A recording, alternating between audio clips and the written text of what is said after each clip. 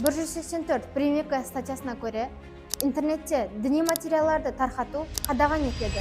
Бұл саған сесілі болмауы үшін har bir контентті тексер. Білмеген халда жинаятшыға айланып қалу аңсат. Кімдір саған діни видео жіберді. Сен оны басқа адамларға да жібер. Білесің бе, әзір сен жинаятшыға айланасың. Жігітлер, маған Haqiqat жолы атты видеоролик деп түсті ғой. Бұл видеода иманды һәм сенімді күшейттіріледі делінген. Жақсы нәрсе болса басқаға да ұсынсам ба екен ай? Тоқта Азамат, бұл қате болуы мүмкін.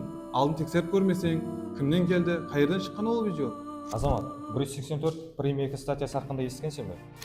Өзбекстан Республикасы әкімшілік жауапкершілік хақындағы кодексінің 184 премия статьясына көре, діни материалдарды тарқату мақсатында низамға қайшы түрде таярлау, сақлау, Өзбекстан Республикасы аймағына алып кіру һәм тарқату. Діни материалдарды сақлау һәм таярлау үшін пайдаланылған құрылмалар мемлекет есебіне өткеріліп, бұқаралар үшін ең кем іс ақының 20 есесінен 100 есесіне шейін жарима салуға себеп болады.